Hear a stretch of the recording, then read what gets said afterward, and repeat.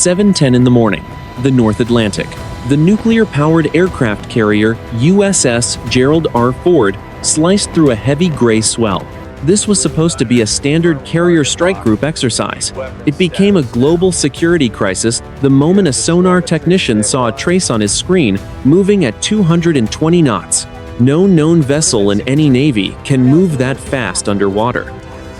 The question was not just what the object was.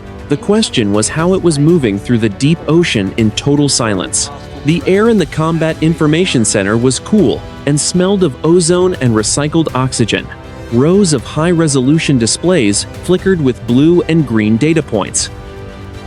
At the center of the room, the sonar supervisor leaned forward. He pressed his headset closer to his ear. He adjusted the gain on his console.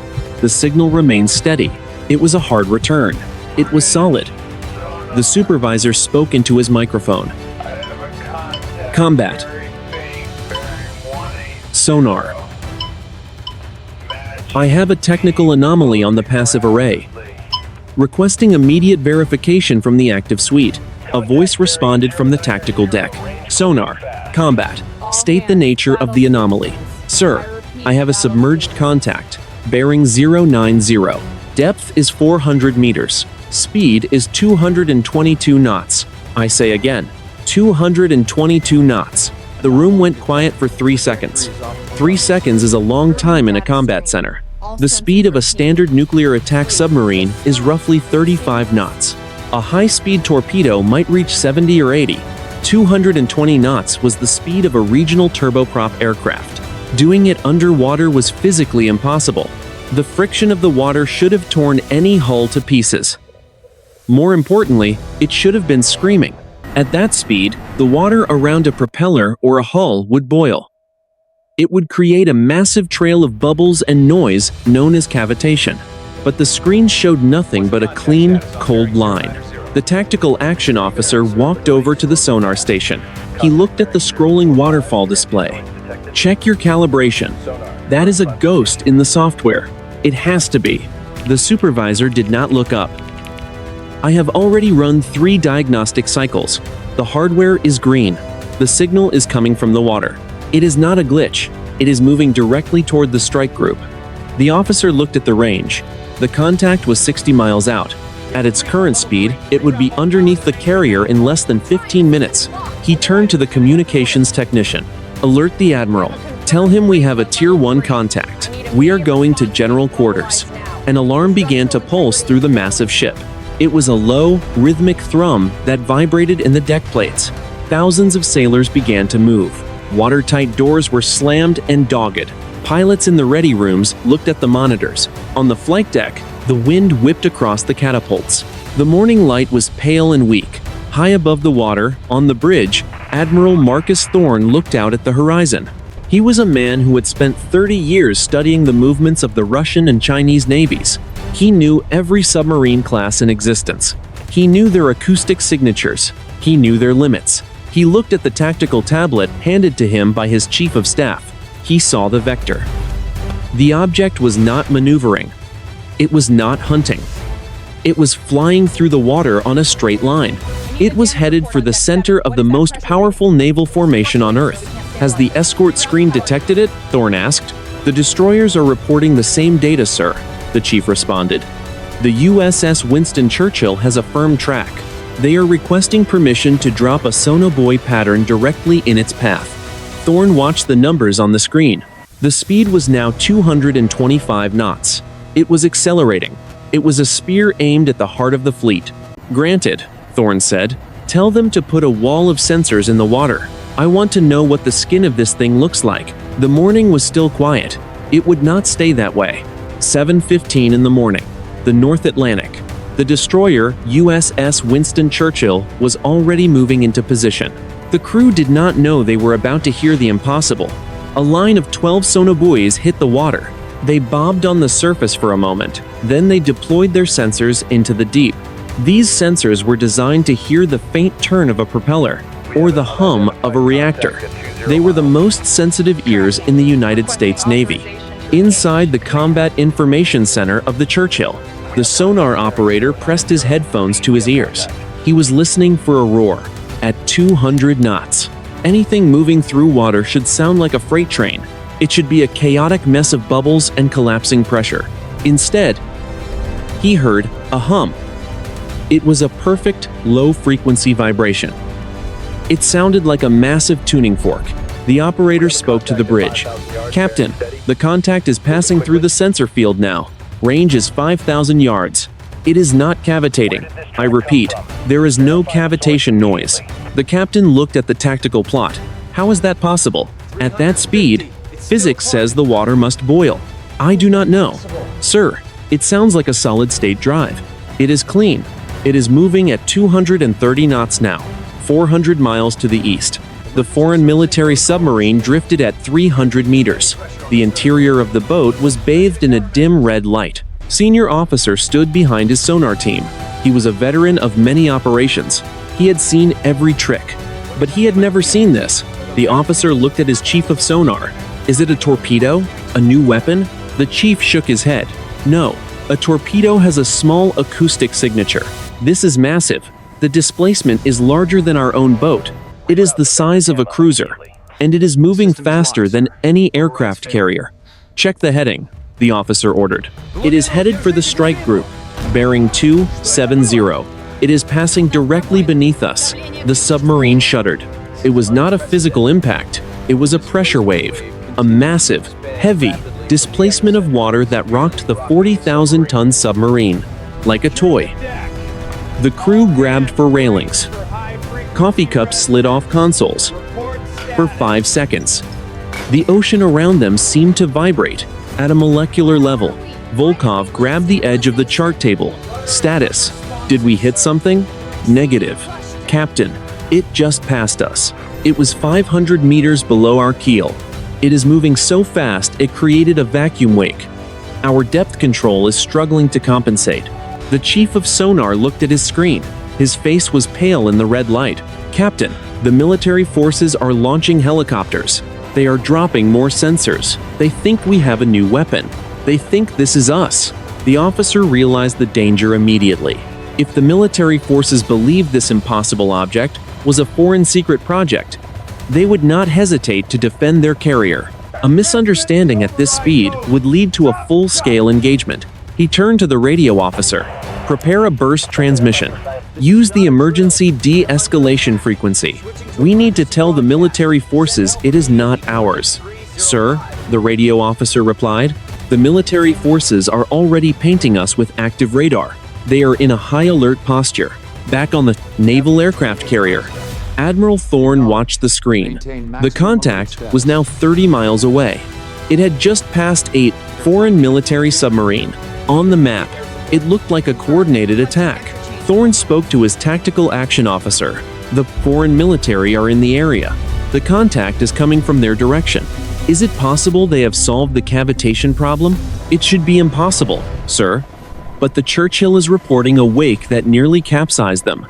Whatever this is, it is heavy, and it is fast." The admiral looked at the weapon status. "Load the anti-submarine rockets. If it gets inside 20 miles, we fire. We cannot let it reach the carrier." The ocean was no longer empty. It was a crowded, dangerous, tense battlefield. 7:22 in the morning. The North Atlantic. The vibration was no longer just a sound on a headset. Inside the Combat Information Center of the USS Gerald R Ford, the deck plates began to hum. It was a low-frequency resonance.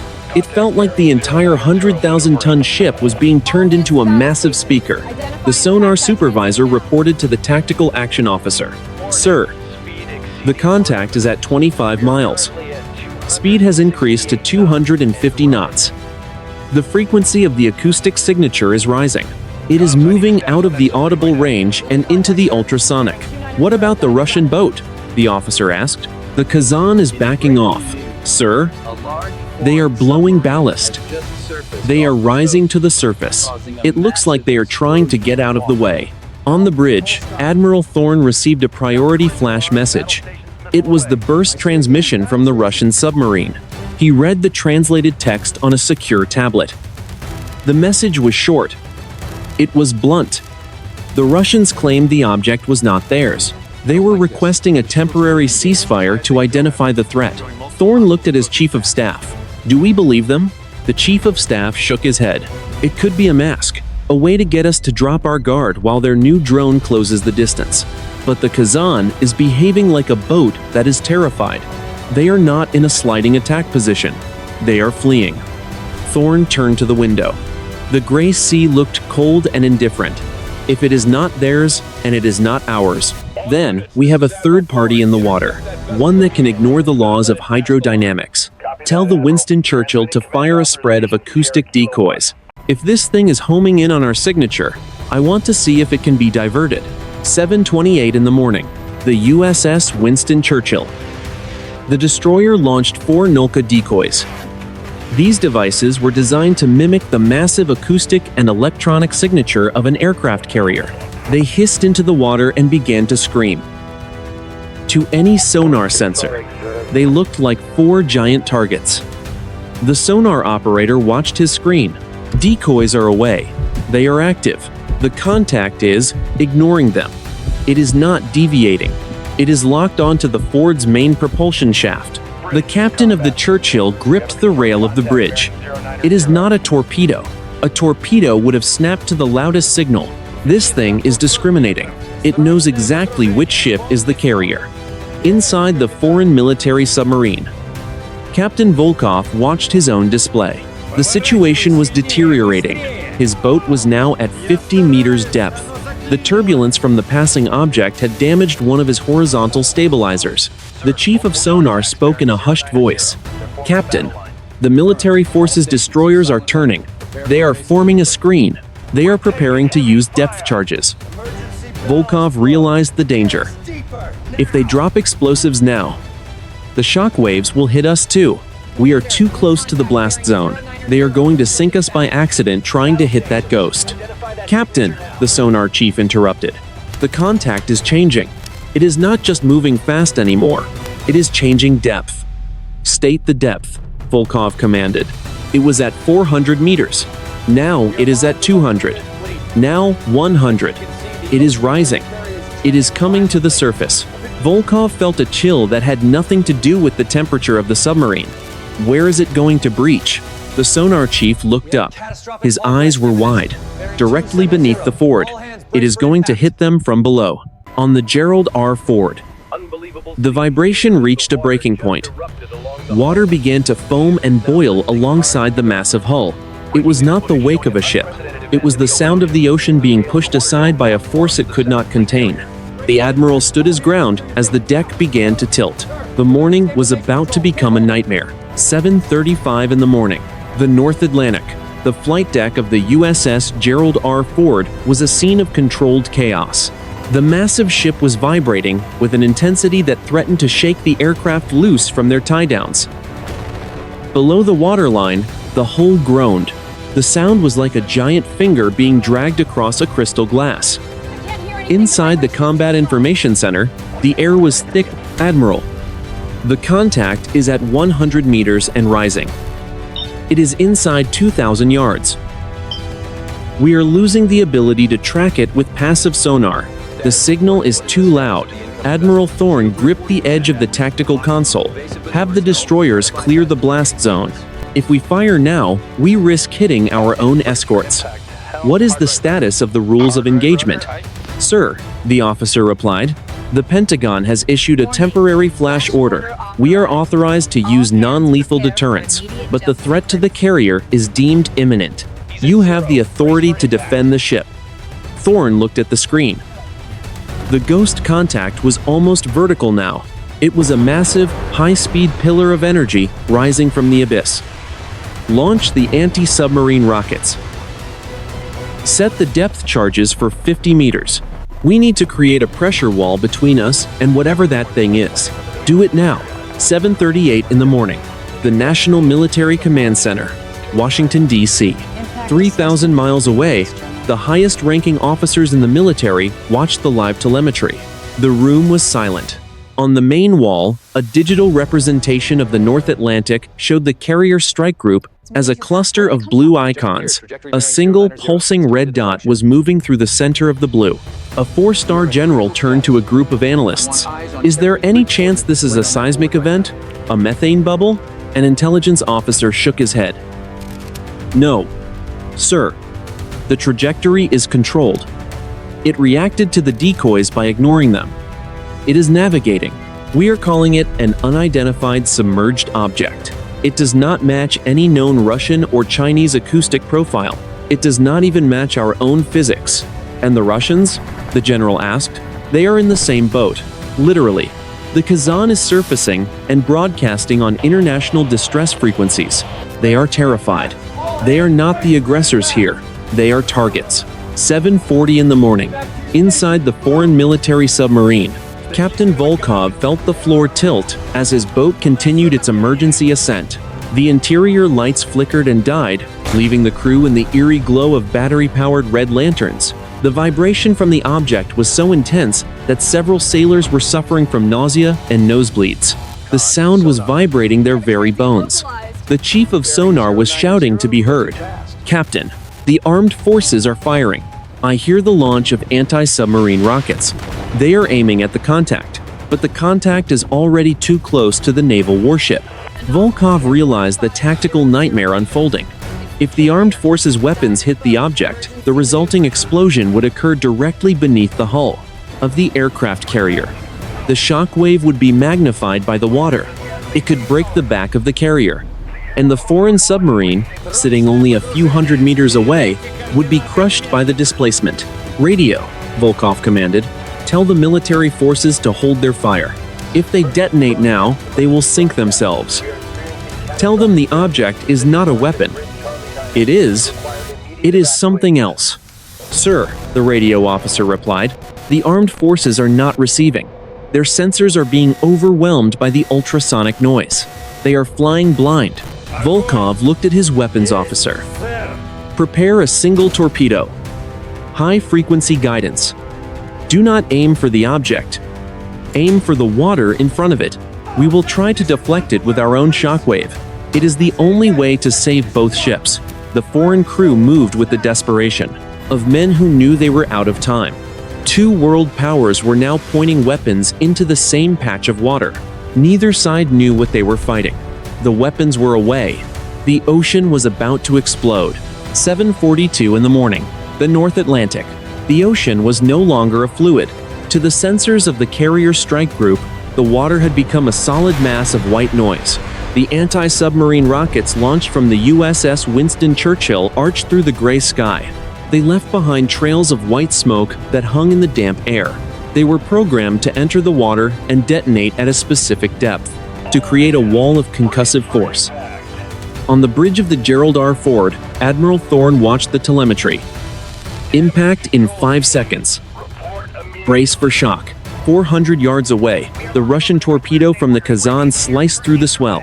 It was a high-speed gamble. Captain Volkov was not aiming for the object itself.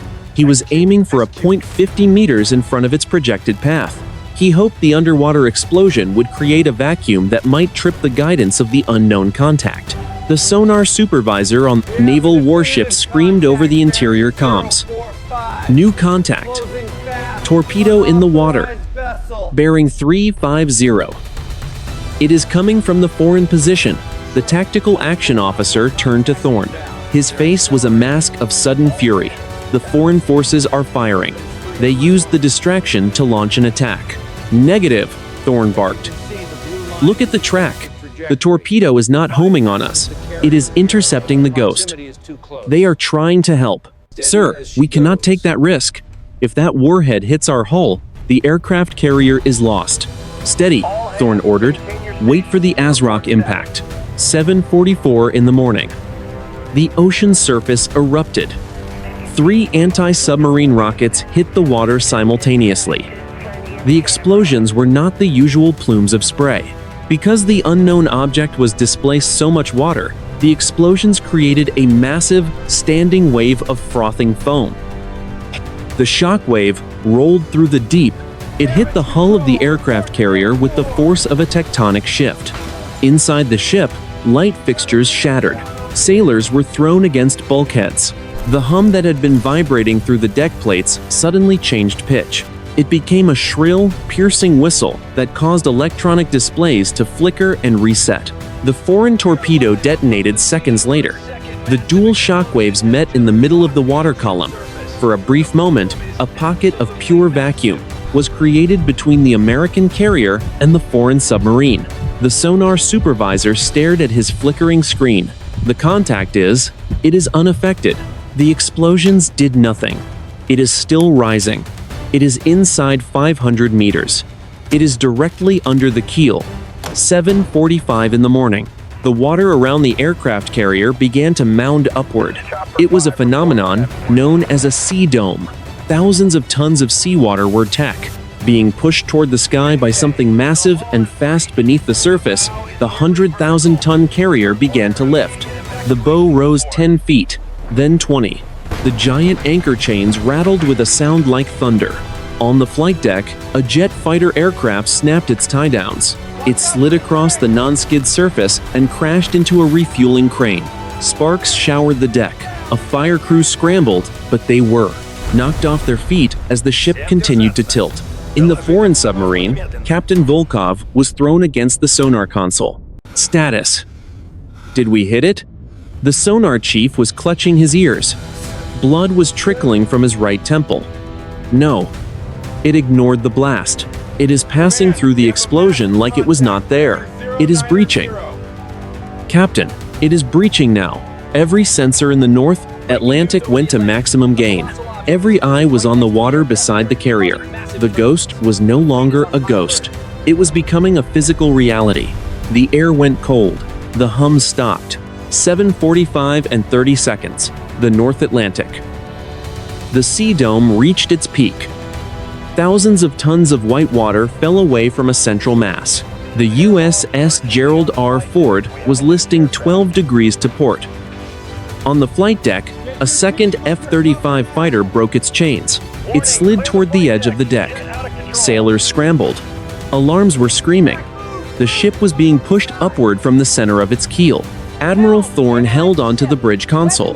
His eyes were fixed on the water 200 yards away. Give me a visual. Now. 7:46 and 15 seconds. The water parted. A surface appeared. It was dark. Matte. Non-reflective. It did not look like steel. It looked like obsidian. It was 400 meters long. It was wider than the carrier. It was silent. There was no engine noise. No steam. No exhaust. The water did not flow off it. It seemed to be repelled by it. In the Combat Information Center, every screen went white, then black, then white again. The tactical action officer shouted, "Systems are failing. We have a total sensor blackout. The Aegis system is offline. The phalanx guns are unresponsive." 7:46 and 45 seconds. On the Russian submarine Kazan, the situation was worse. The boat was at 30 meters. It was being sucked into the vacuum wake of the object. Captain Volkov saw his own displays die. The red emergency lights flickered and went out. Total darkness. The crew sat in the silence of a dead machine. The chief of sonar whispered in the dark, "It is not a ship. It is a hole in the ocean." Back on the Ford, the phalanx close-in weapon systems suddenly snapped to life. They were not being controlled by the crew. The barrels traversed. They dipped toward the dark surface in the water. The admiral watched. The guns did not fire. They simply tracked. They were being slaved to an external source.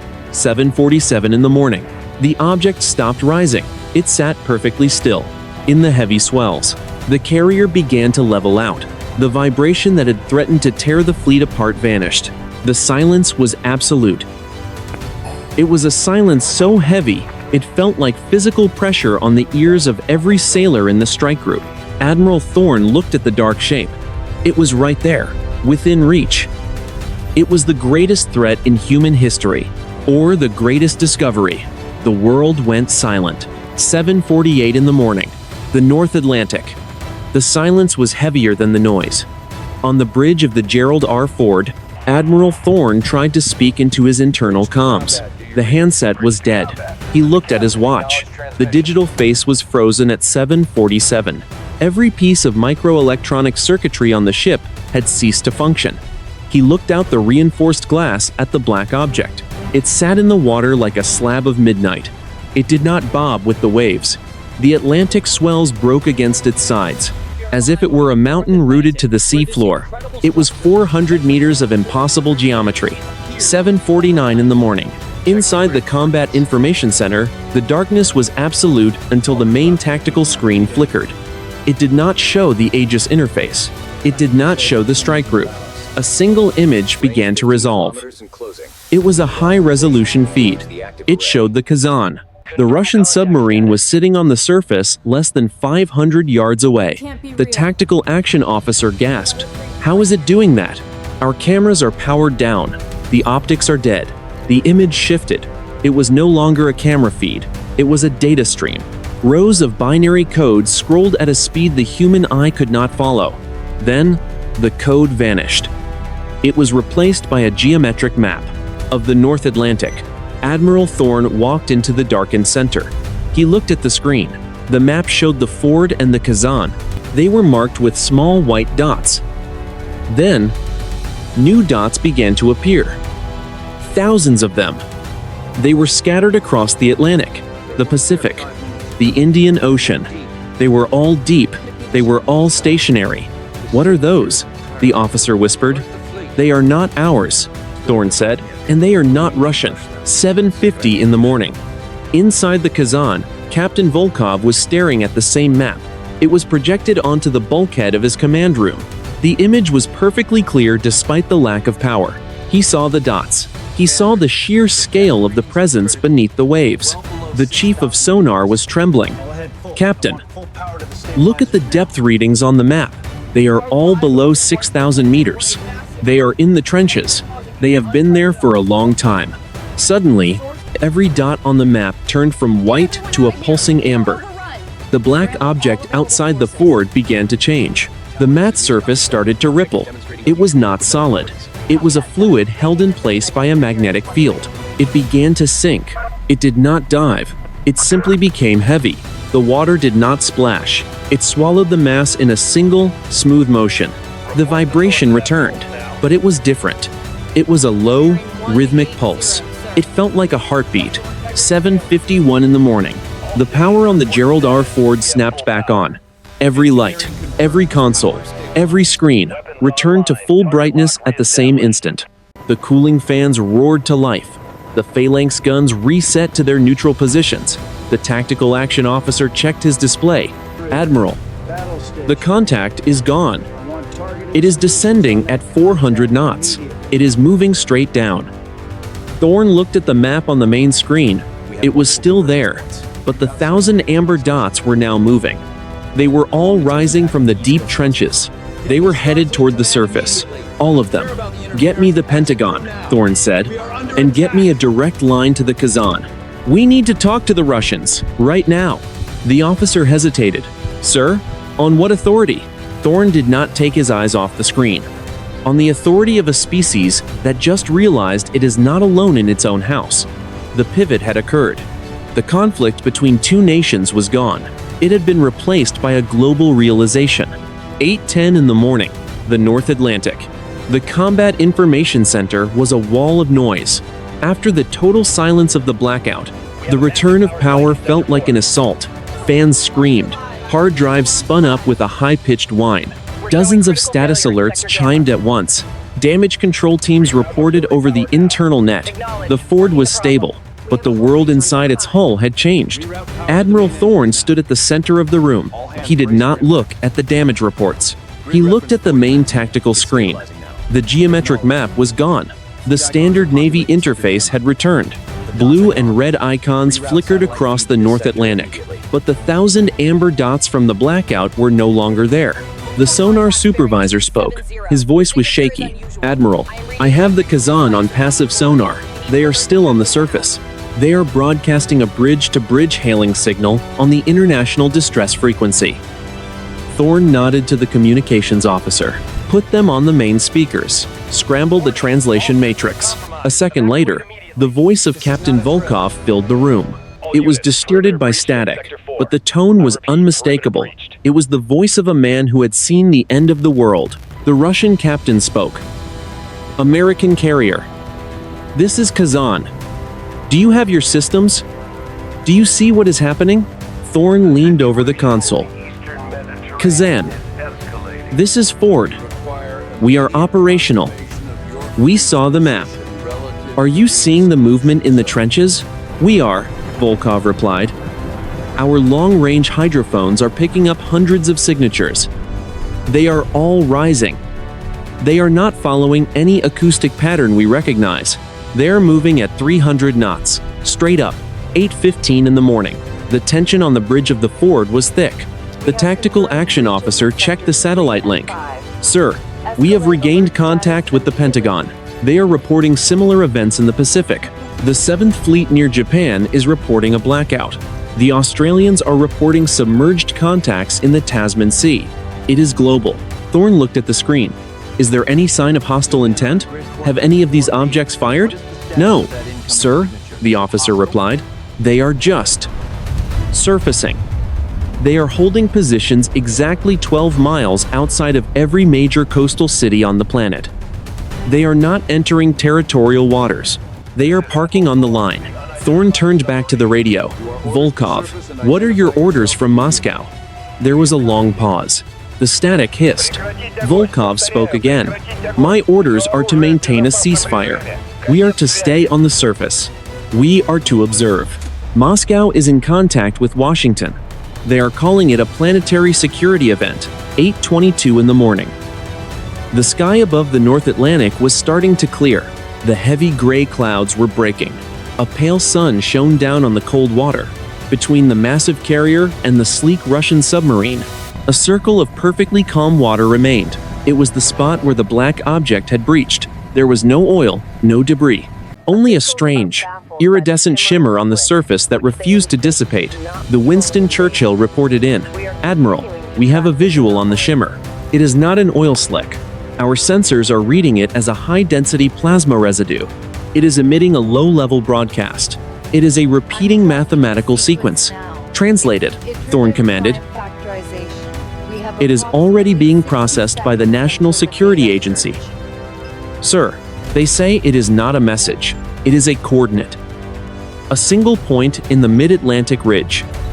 8:30 in the morning. Thorne looked at the chart. The coordinate was in one of the deepest, most unexplored parts of the ocean.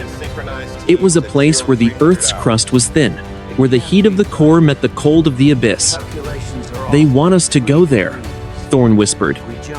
Who, sir? The tactical action officer asked. Thorne looked at the empty spot in the water where the impossible had happened. Whoever just told the two most powerful navies on Earth to sit down and be quiet. The crisis of the battle had passed. The crisis of the unknown had just begun. The carrier group was no longer a weapon of war. It was a witness. 10:15 in the morning. 3 days later. The Pentagon. The briefing room was overcrowded. General officers sat next to civilian scientists. The air was heavy with the smell of coffee and anxiety. On the main screen, a map of the world was covered in amber icons. Each icon represented a submerged object exactly 400 meters long. They were parked 12 miles off the coast of New York, London, Shanghai, Tokyo, Rio de Janeiro. An intelligence analyst stood at the podium. He adjusted his glasses. The objects have remained stationary for 72 hours. They have not responded to radio, laser, or acoustic hailing. They are emitting a low-level gravitational field that is slightly distorting local tides. But they are not hostile. Not yet. They are simply waiting. What about the coordinates from the Ford? A general asked. The USS Gerald R Ford and the Russian submarine Kazan are currently 3 miles from the specified location in the mid-Atlantic ridge. They have formed an ad hoc joint task force. It is the first time in history a Russian sub and an American carrier have operated as a single tactical unit. They are acting as our eyes on the ground. 10:45 in the morning, the mid-Atlantic ridge. The ocean here was 4,000 meters deep.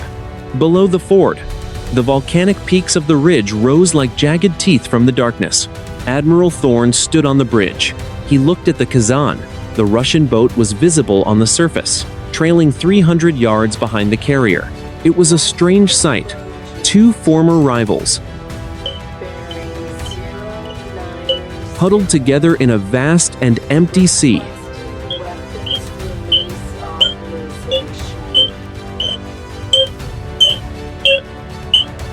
Admiral, we are over the coordinate. The water temperature is rising. We are seeing a thermal spike of 20 degrees Celsius. It is climbing fast. Is it a volcanic eruption? Thorne asked. Negative, sir. It is too precise. The heat is coming from a circular area exactly 1 mile in diameter, directly below us. It is perfectly symmetrical. Thorne looked at the screen. A new signal was appearing on the deep sea sensors. It was not a craft. It was a structure. A massive, glowing geometry was beginning to resolve at the bottom of the ocean. It was not built of metal. It appeared to be made of compressed light. It looked like a city, or a machine the size of a city. Admiral, the tactical action officer said, we are receiving a transmission. It is coming from the floor of the ridge. It is not using radio. It is vibrating the hull of the ship directly. The sensors are picking it up as a pure structural resonance. Play it, Thorne ordered. The sound filled the bridge. It was not a voice. It was a series of rhythmic pulses, like a heartbeat. But within the pulse, there was a pattern, a mathematical code that felt familiar. 11:30 in the morning. The National Security Agency had the translation within minutes.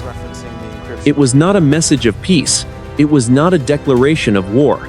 It was a census. The transmission was a list of every nuclear warhead currently deployed on the planet, its location, its yield, and its status.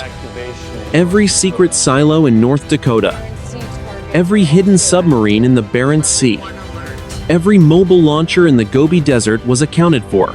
The room at the Pentagon went silent as the list scrolled. It was a total breach of global security. The final line of the transmission was translated into plain English. The atmosphere is shared. The ocean is ours. Remove the fire, or we will. 11:45 in the morning. Thorne looked out at the Kazan. He knew Volkov was reading the same message. The two men, from two different worlds, were suddenly on the same side of a very dangerous line. Admiral, the tactical action officer whispered. What do we tell the president? Thorne watched the glowing light from the deep reflecting on the waves. Tell him the world just got a lot smaller, and we are no longer the ones in charge of the thermostat. The mystery was no longer a mystery. It was an ultimatum from a power that had been watching from the trenches for a long time. 11:55 in the morning. The mid-Atlantic ridge. The pulse did not come as a sound. It came as a change in the air. On the bridge of the USS Gerald R Ford, every person felt the hair on their arms stand up. The massive glowing structure 4,000 meters below began to cycle through the spectrum. It went from a soft amber to a deep, vibrating violet. Admiral Thorne watched the tactical screen. The list of nuclear coordinates was still there. But now, the lines of text were changing color. One by one, the designations for American silos in North Dakota and Russian submarine pens in Severomorsk were turning gray. The tactical action officer pressed his headset to his ear. Admiral, we are receiving reports from Strategic Command. It is happening. All of them. The Minuteman. 3 silos are reporting a total loss of launch capability. The computers are active, the crews are fine, but the warheads are inert. Define inert, Thorne said. The sensors inside the nose cones are reporting that the plutonium cores have been altered. The fissile material is no longer capable of a chain reaction. It has been turned into lead. Sir, they are not duds. They have been rewritten at a molecular level. 12 noon, the North Atlantic. Inside the Kazan, Captain Volkov stood in his torpedo room. He looked at the 2 Type 65 nuclear-tipped torpedoes in their tubes. The maintenance displays were flashing a code he had never seen before. It was a single word in Cyrillic, neutral. The chief of sonar looked up from his console. Captain, the American carrier is signaling. They are reporting the same thing. Their tactical nukes are dead. The entire strike group is conventional only. Volkov sat down on a folding stool. He felt a strange mixture of terror and relief. The weight he had carried for 30 years, the responsibility of potentially ending the world, they had been lifted by a force he did not understand. "Radio the Americans," Volkov said. "Tell them we are experiencing the same phenomenon. Our fire has been removed." 12:15 in the afternoon. The 1,000 objects parked off the world's coastlines began to move. They did not wait for a response. They did not issue a second ultimatum. They simply tilted their dark, matte hulls and slipped beneath the waves. On the satellite feeds at the Pentagon and the Kremlin, the amber dots were seen diving at impossible speeds. They were heading back to the trenches, back to the 6,000-meter depths where the pressure of the ocean acted as a shield. The massive structure at the mid-Atlantic ridge began to dim. The violet light faded into the darkness of the abyss. The thermal spike dropped. The water temperature returned to the freezing norm of the deep ocean. On the bridge of the Ford, the vibration stopped. The ship settled back into its natural rhythm. The swell of the Atlantic was the only thing moving the 100,000-ton hull. The tactical action officer looked at his screen. "They are gone, Admiral. All of them. Long-range sonar is picking up the final echoes of their descent. They are back in the deep." Thorne walked to the window.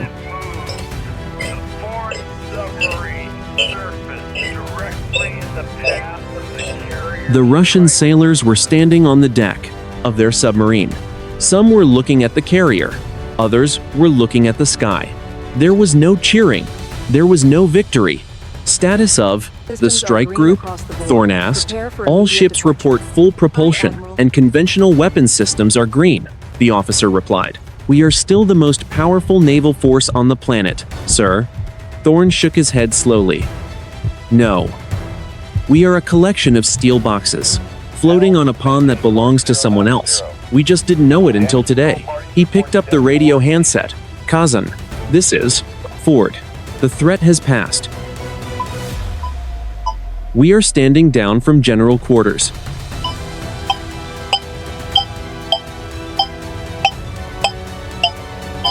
We will maintain a 5-mile separation. Safe travels back to your home port, Captain Volkov." "And to you, Admiral Thorne," the Russian voice crackled back. "Perhaps the next time we meet, the world will be a quieter place." The crisis was over. The weapons were dead. But the silence that followed was the heaviest thing the Admiral had ever felt. 1 week later, Norfolk Naval Base, Virginia. The air in the secure briefing room was heavy with the scent of floor wax and stale coffee. Admiral Thorne sat at a mahogany table. Across from him were 3 members of the Joint Chiefs of Staff and a woman from the Office of National Intelligence. A high-definition monitor on the wall showed a map of the United States. Every nuclear missile site was marked with a gray square. The squares represented the sites that were now inert. The woman from intelligence spoke first. Her voice was flat, professional. "The data is consistent across all branches of the triad. The Minuteman, 3 silos in the Midwest. The Trident missiles on our Ohio-class submarines, even the gravity bombs stored at Barksdale. The fissile cores have been transformed into a stable isotope of lead." It was a simultaneous, global, molecular restructuring. Thorne leaned back in his chair. "And the Russians? They are in a state of total internal collapse," a general replied. "Their entire strategic doctrine was built on their nuclear arsenal. Without it, they are a conventional power with a massive border to defend. We have intercepted communications between the Kremlin and Beijing. The Chinese are reporting the same thing. Their mobile launchers are useless." Thorne looked at the map. "What about the scientists? Is there any explanation for how a localized gravitational field can rewrite the nucleus of an atom from 12 miles away?" "None," the woman said. "According to our current understanding of physics, it is impossible. It would require an energy output greater than a supernova to achieve that kind of precision without destroying the surrounding material. But the missile casings are untouched. The electronics are fine. Only the heart of the weapon was removed. 300 miles to the north, New York City. The United Nations General Assembly was in an emergency session. For the first time in 80 years, the threat of nuclear annihilation was gone. But the fear that replaced it was deeper. It was the fear of the unknown. The Secretary General stood at the podium. We are entering an era of forced peace. The power that resides in our oceans has demonstrated that it will not permit us to destroy the atmosphere. We do not know who they are. We do not know why they have chosen this moment. But we know they are watching. Back in Norfolk, Thorne walked out of the briefing. He stood on the pier and looked out at the Atlantic. The Gerald R Ford was docked at Pier 14. Repair crews were working on the flight deck, replacing the cranes and fixing the tie-downs that had snapped during the breach. A young lieutenant walked up to him. He saluted. "Admiral, the latest sonar sweep from the mid-Atlantic ridge is in. The thermal signature has vanished. The structure is gone. There is nothing left but bare rock." Thorne returned the salute. "They didn't leave a footprint, Lieutenant. They don't need to. They know we know they are there." The Admiral thought about Captain Volkov. He wondered if the Russian was standing on a pier in Severomorsk, looking at the same cold water. Both of them had been trained for a war that could never happen now. The manuals, the tactics, the decades of preparation, all of it was obsolete. "Sir," the lieutenant asked, "do you think they will come back?" Thorne looked at the horizon. "They never left. We just started noticing them." The morning sun was bright. The water was blue and calm. But beneath the surface, in the dark trenches and the silent canyons, something ancient and patient was waiting for the next move. 1 month later, 8:15 in the morning, Newport, Rhode Island.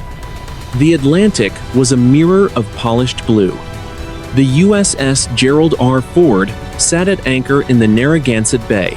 Its massive flight deck was empty of aircraft. For the first time in its operational life, the ship was silent. Admiral Thorne stood on the balcony of the Naval War College. He was holding a leather-bound notebook. He was preparing to give the final lecture of the academic year. It was a lecture that had been rewritten 5 times in the last 30 days. It was now titled, "The Post-Nuclear Era, a Strategic Assessment." In the month since the event, the world had remained in a state of stunned transition. No missiles had been fired. No borders had been crossed. The sudden, total, removal of the nuclear threat had created a vacuum in global power dynamics. The absence of the shadow of the mushroom cloud had not brought immediate celebration. It had brought a heavy, reflective peace. Thorne looked out at the water. He knew that 6,000 meters down, in the Hadal zones where the pressure would crush a titanium sphere, the owners of the ocean were still there. They had not issued another message. They had not made another appearance. They did not need to. The lesson had been delivered with the cold efficiency of a superior mathematics. He walked into the lecture hall. 100 young officers stood to attention. Their uniforms were crisp. Their faces were young and uncertain. They were the first generation of sailors who would never know the logic of mutually assured destruction. They were the first to serve in a world where the ultimate weapon was a lead core relic. Thorne signaled for them to sit. He did not go to the podium. He stood at the edge of the stage, closer to them. "We spent 70 years believing we were the masters of this planet. Because we had learned how to split the atom," Thorne began. His voice was calm and measured. "We built our navies and our air forces around the idea of total destruction. We called it security. We called it deterrence. We convinced ourselves that the only way to save the world was to be ready to burn it." He paused. He looked at the back of the room. A single foreign military attaché sat among the military forces students. It was Captain Viktor Volkov. He had been invited as a guest of honor under a new, fragile, diplomatic protocol. The two men shared a brief, silent nod. They had shared on the edge of the abyss. "We were wrong," Thorne continued. "Real power is not the ability to destroy. Real power is the ability to prevent destruction. We were stopped by a civilization that views our most advanced weapons as a dangerous mess. They did not conquer us. They did not invade our cities. They simply took away our matches and told us to grow up." The strategic analysis was already being written into new manuals. The oceans were no longer a highway for the projection of national will.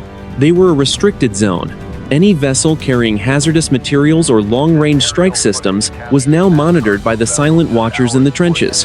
The era of the Blue Water Navy as a tool of empire was over. The oceans had become a managed commons. Thorin looked at his notes one last time. The geopolitical landscape has flattened. Without the nuclear umbrella, nations are forced to negotiate. Even conventional war has become a liability. Whenever a fleet gathers for an invasion, the vibration returns. Appear 12 miles off the coast.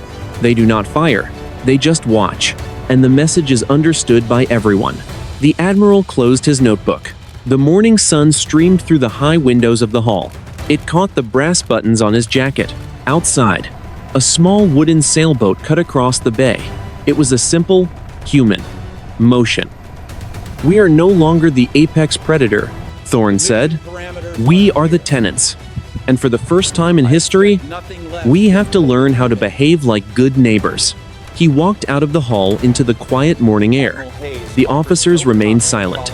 The lecture was over. But the study of the new world was just beginning. The ocean remained deep, it remained dark, and it was no longer empty.